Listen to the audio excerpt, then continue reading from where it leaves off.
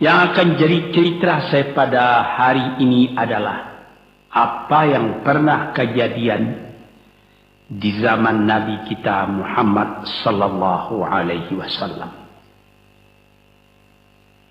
Di dalam riwayat ada diceritakan bahwa pada suatu hari kira-kira pukul 9 pagi sepenggalah matahari naik,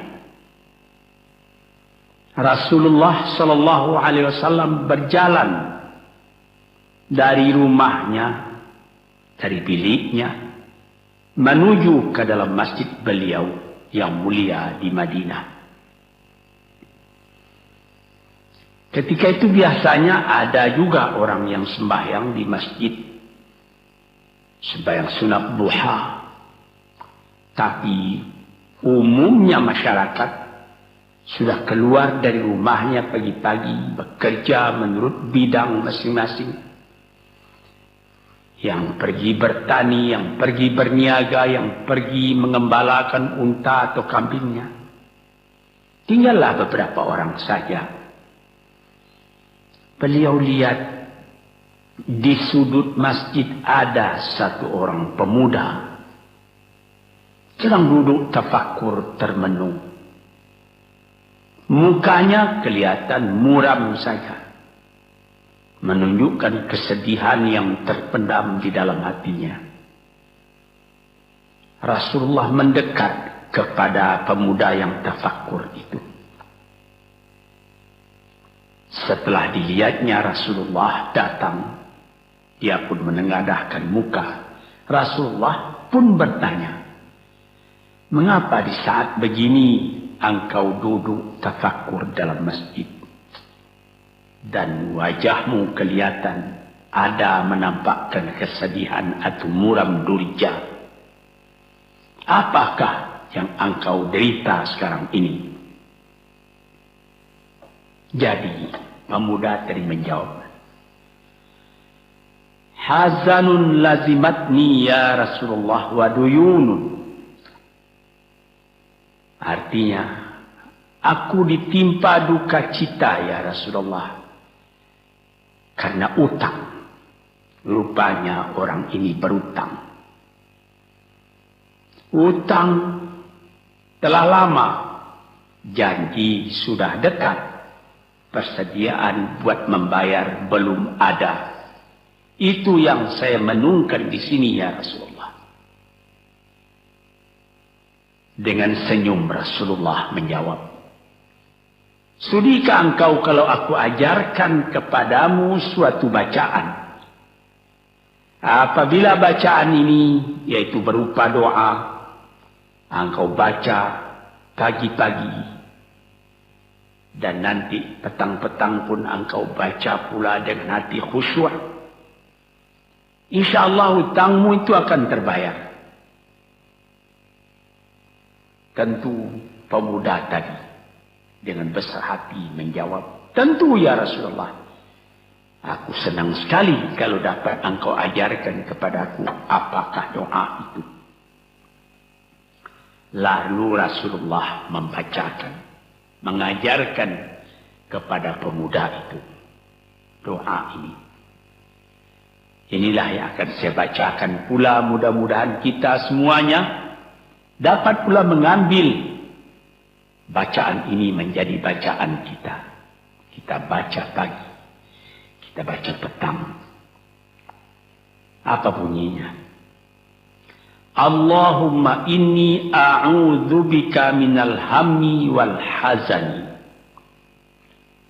wa a'udzubika minal ajzi wal kasli wa a'udzubika minal bukhli wal jubni wa a'udzubika min ghalabati daini wa qahrir rijal.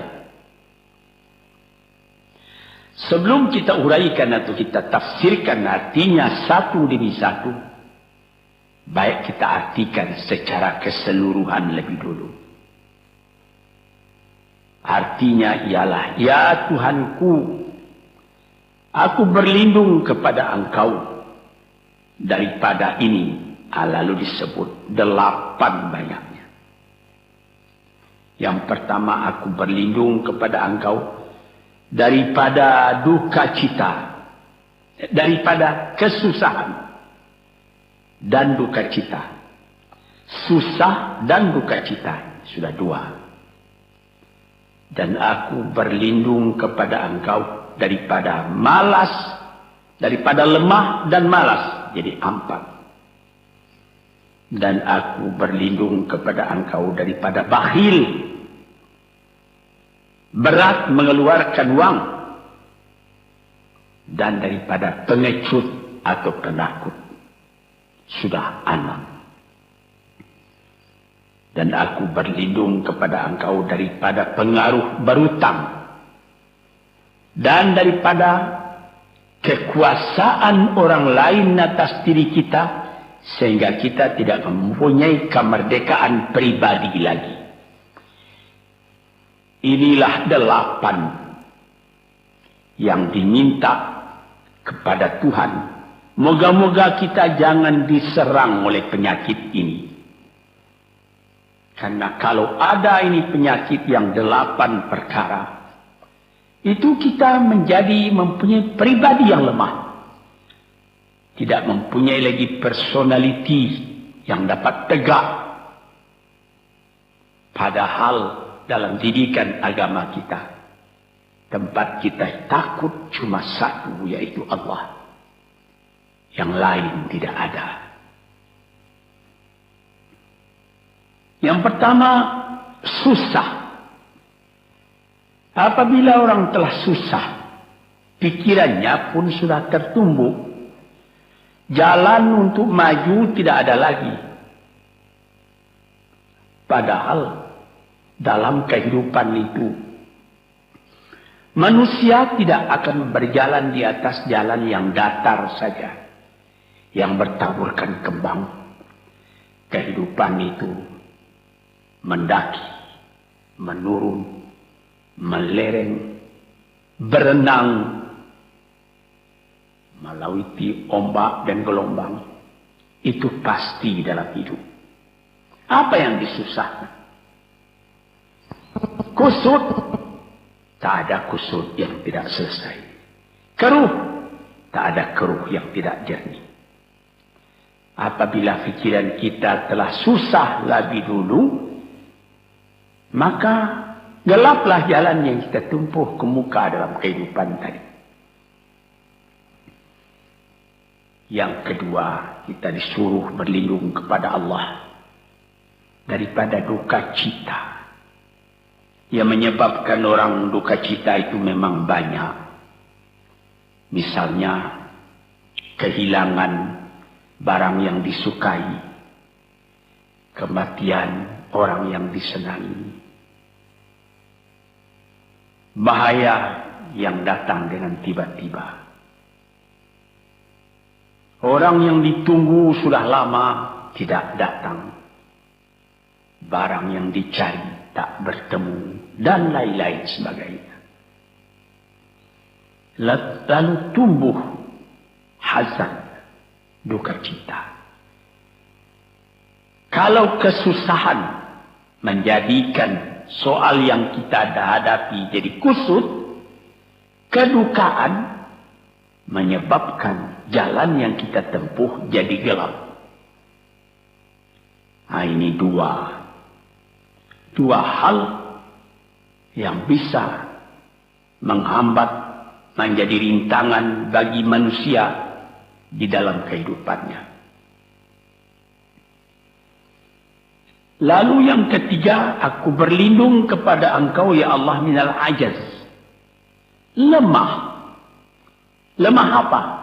Lemah pikiran. Tidak ada energi lagi. Tidak ada inisiatif lagi. Menyerah saja. Lemah. Belum dihadapi suatu soal, hati lebih dulu sudah lemah. Merasa itu soal terlalu besar. Padahal kalau dihadapi, tidak ada kusut yang tidak terselesaikan. Tidak ada keruh yang tidak terjadikan. Yang lebih berbahaya lagi. Yang keempat, apa? Malas. Duh, kalau sudah malas, apa yang akan dikerjakan lagi? Kita duduk saja termenung-menung dalam kemalasan. Lalu angan-angan banyak, cita-cita mati. Angan-angan hendak terbang, padahal sayap tidak ada. Angan-angan hendak mempunyai ini, hendak mempunyai itu, hendak mempunyai Mercedes-Benz, hendak mempunyai rumah besar. Tapi ikhtiar tidak ada. Sebab itu ada pepatah dari orang tua-tua kita di zaman dulu. Dikatakannya, mati, ini di zaman penjajahan dulu nih. Mati Belanda karena pangkat, katanya. Mati Cina karena kaya, katanya. Mati Keling karena makanan, katanya. Mati Melayu atau Indonesia karena angan-angan. Ini dia. Angan-angan karena malas saja, berangan-angan. Tapi malas. Jadi tidak jadi. Dan itu membentuk juga kepada diri kita. Orang pemalas itu jalannya lunglai saja. Matanya muram saja. Tak jauh dia memandang. Nah, ini penyakit. Itu 4 penyakit. Lantas dikatakannya lagi yang nomor 5 dan nomor 6. Wa a'udzubika minal bukhli wal jubni. Dan aku berlindung kepada engkau daripada bakhil dan pengecut. Ini lebih berbahaya lagi. Dikumpul-kumpulnya harta banyak-banyak. Maksudnya tadi hendak menguasai harta itu. Lama-lama dengan tidak disadarinya, harta itulah yang menguasai dia. Dia menjadi bakhil. Siang malam tidak ada kesenangan, cuma sibuk cari uang, cari uang, cari uang. Kemudian simpan banyak-banyak. Gunanya dia cuma mengumpul itu saja.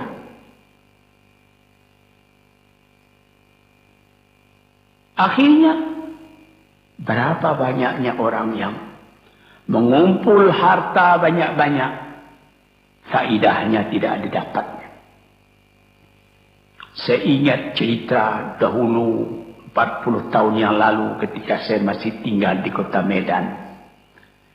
Ada satu orang kaya mengumpul harta. Terkenal dia kaya di Medan, beberapa buah rumah, puluhan rumah yang dipersewakannya. Dan ada lagi harta-harta yang lain. Dia berjalan di jalan raya kota Medan itu dengan jalan kaki pakai payung satu. Padahal orang sudah mulai membeli mobil. Entah Cadillac lah, entah Chevrolet lah. Model-model yang terkenal sebelum perang. Anaknya mengambil faidah dari kekayaan ayahnya. Dia beli mobil dengan uang ayahnya. Lalu orang bertanya, Tuan, anak Tuan sudah naik mobil, Tuan masih jalan kaki. Apa jawab si bakhil tadi? Saya anak orang miskin, anak saya anak orang kaya, katanya. Nah, inilah orang yang bukan lagi mencari harta buat menguasai harta itu, tetapi dia mencari harta buat dikuasai oleh harta itu. Yang nomor 6 lebih jahat lagi. Apa? Jubun, pengecut. Pengecut ini menjadikan separuh dari kehidupan manusia menjadi gagal. Tapi kalau keberanian yang hilang, separuh daripada kekayaan tadi sudah habis. Walaupun masih banyak ada, tapi keberanian tidak ada, separuh sudah habis. Akhirnya, walaupun kekayaan besar, tapi kepercayaan hilang, itu namanya habis, tidak ada lagi. Walaupun berjuta yang tinggal dalam tangan, tapi orang tidak percaya. Apa lagi artinya? Sebab itu yang pertama sekali modal itu keberanian menghadapi hidup. Ini 6. Yang ke-7 dan 8, wa a'udzu bika min ghalabati daini wa qahri rijal, dan aku berlindung kepada Engkau ya Ilahi daripada pengaruh utang. Hutang itu, itulah anak muda yang duduk di sudut masjid tadi, dipengaruhi oleh utang. Sampai Rasulullah sendiri pun mengatakan, iyyakum wad-daina.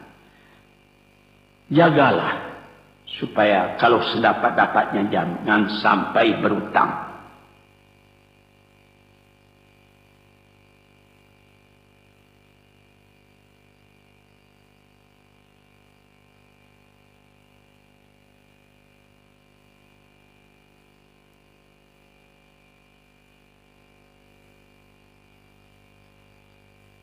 Bisa juga berutang kalau keberanian tidak ada, dan berani itu membuka jalan buat mencari bayarnya.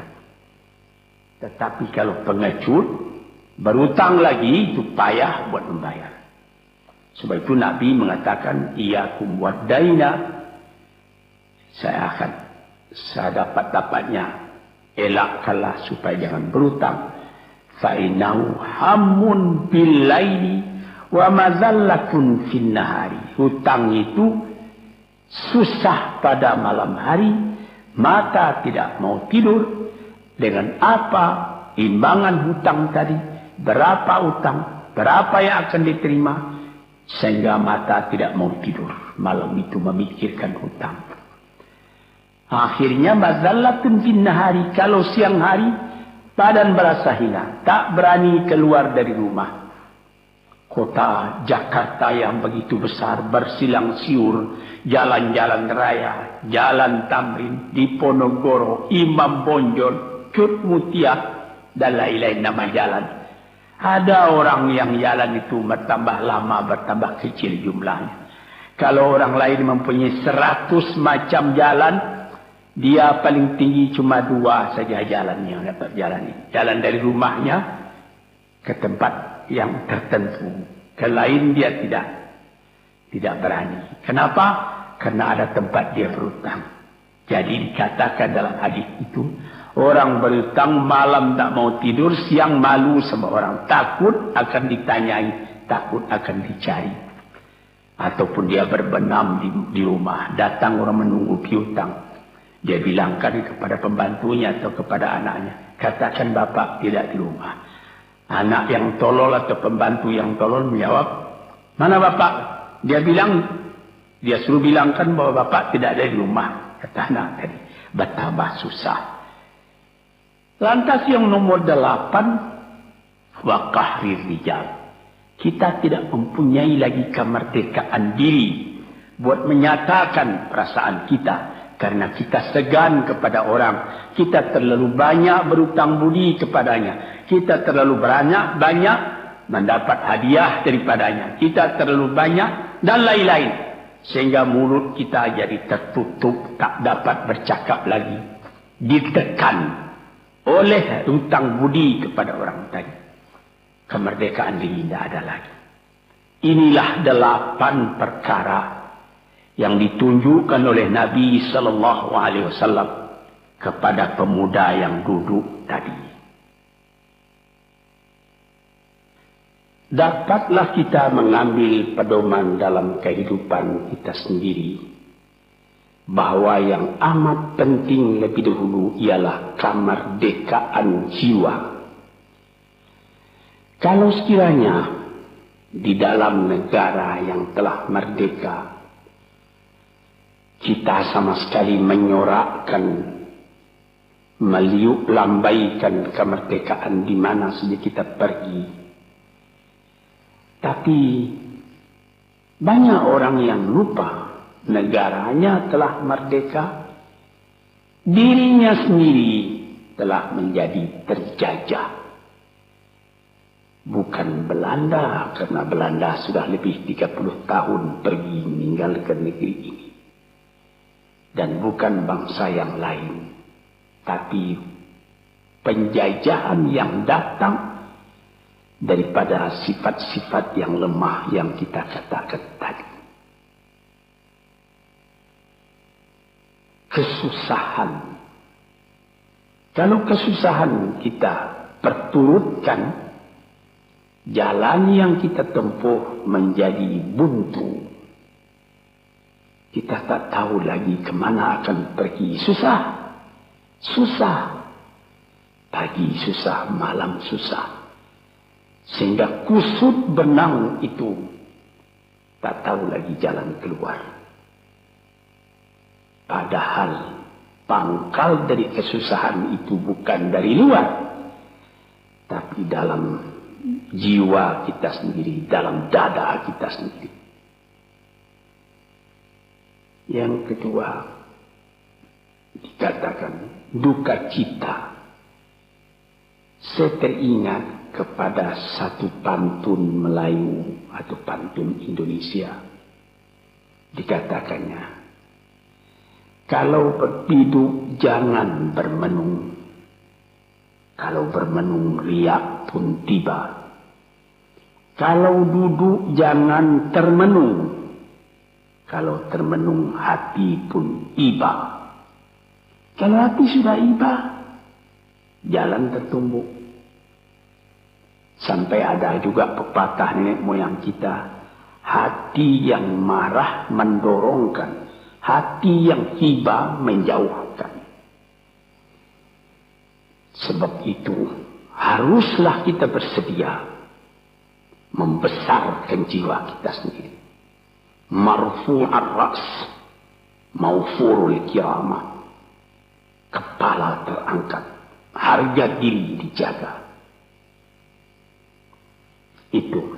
Kemudian dikatakan yang kedua, al-ajaz, lemah, al-kasal, malas.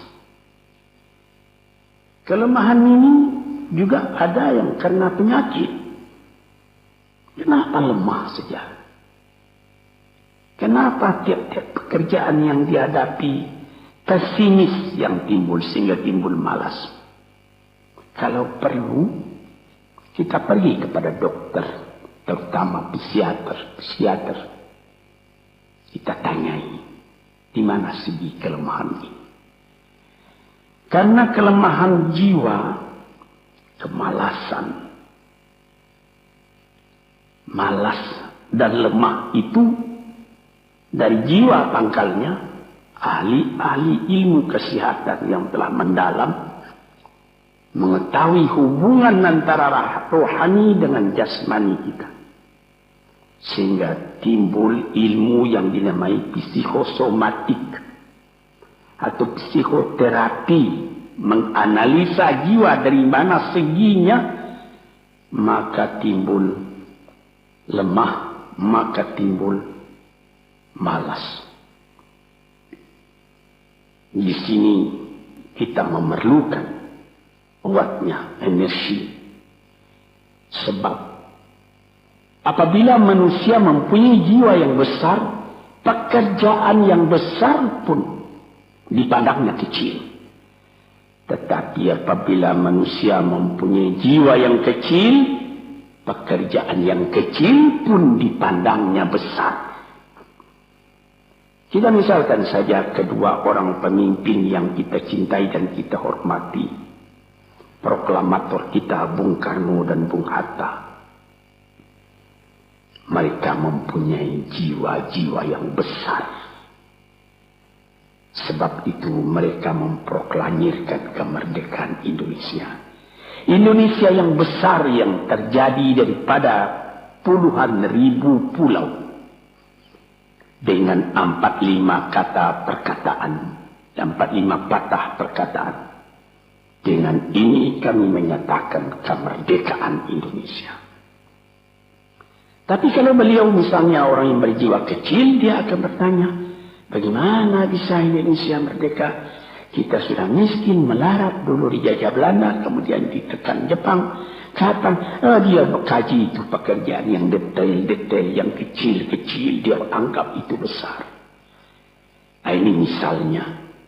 Maka orang-orang yang ajaz, yang lemah, atau yang kasar, yang pengecut, yang pemalas, tidak dapat mengerjakan pekerjaan yang besar-besar.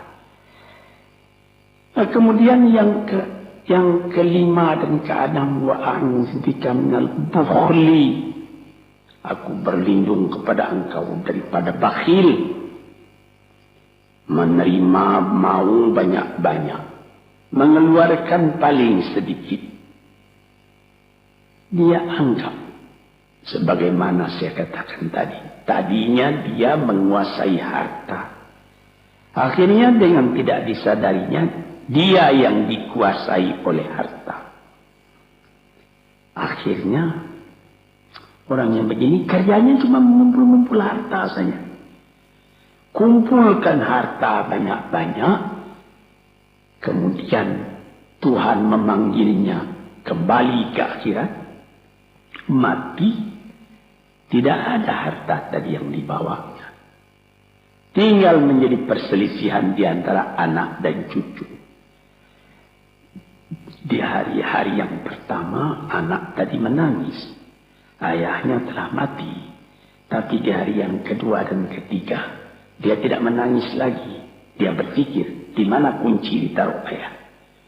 Di mana simpanan ayah? Berapa peninggalan ayah? Lalu dia berkelahi. Anak tadi.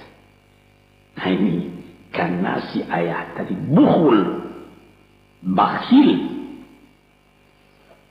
Nikmatnya orang lain yang merasai. Dia sendiri sengsara, diperintah oleh hartanya itu. Apatah lagi yang keenam, jubun, pengecut. Dia berjalan siang, dia berjalan malam hari. Kelihatannya olehnya pohon kayu bergerak-gerak. Disangkanya itu hantu. Dia lari terus. Bertambah lari, bertambah takut. Akhirnya dia pingsan karena sudah lari. Dia tidak ada apa-apa oleh orang yang berani. Ini orang yang gagal di dalam perjalanan hidupnya. Karena penakutnya, karena pengecutnya itu.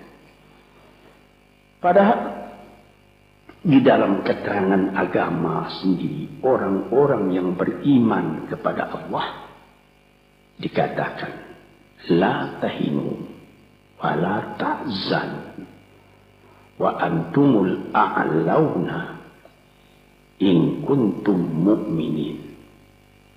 Jangan engkau merasa lemah. Jangan engkau merasa duka cita. Jangan engkau merasa pengecut. Engkau tinggi kalau engkau beriman kepada Allah Subhanahu wa ta'ala. Dengan iman kepada Allah Ta'ala itu kita melihat alam.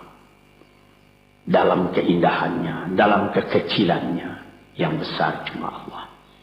Kita tidak takut. Karena tidak ada satu bahaya yang akan menimpa kepada diri kita. Kalau tidak Tuhan yang menentukan. Ini pokok tuan-tuan. Para pendengar kaset yang saya muliakan. Kemudian di nomor 7 dikatakan. Kita berlindung kepada Allah. Daripada pengaruh hutang. Alangkah kecilnya jiwa orang apabila dia telah berutang kepada orang lain. Dibikin janji tanggal sekian akan dibayar. Tanggalnya sudah dekat, persediaan belum ada. Lalu timbul kecil jiwa sekali lagi.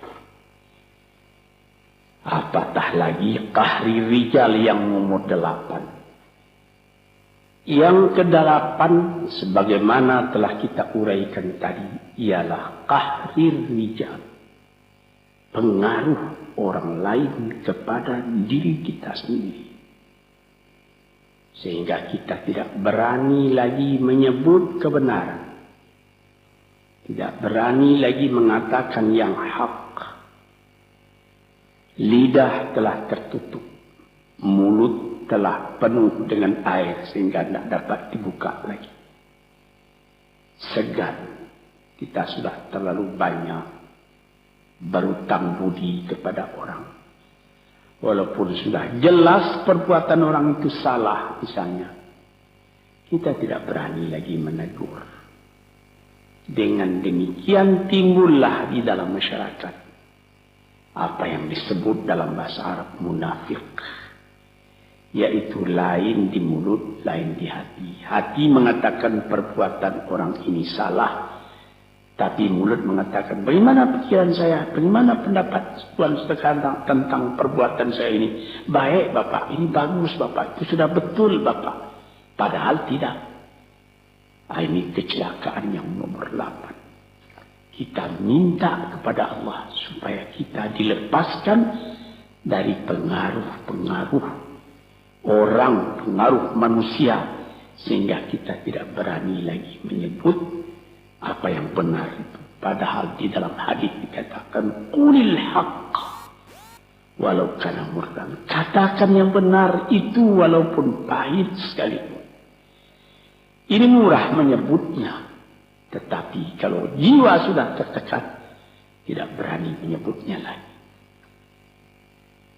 Para pengikut kaset yang tercinta, itulah 8 perkara diperingatkan, dituliskan, diajarkan, disuruh hafal oleh Nabi kepada pemuda yang beliau dapati termenung duduk seorang diri tadi. Dengan patuh dia turuti kehendak Nabi, dia baca itu tiap pagi, dia baca itu tiap sore, dia pahamkan apa isinya. Lalu timbul energi baru dalam dirinya, semangat yang baru. Langit pun kelihatan cerah, bintang pun kelihatan berkelap-kelip, matahari pun kelihatan bercahaya, dan dia sudah melihat kehidupan ini dengan mata yang terang. Kemudian dia bertemu dengan Nabi, ya Rasulullah, saya mengucapkan terima kasih.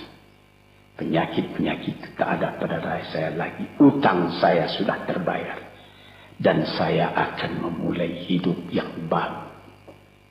Inilah jawab dari pemuda tadi.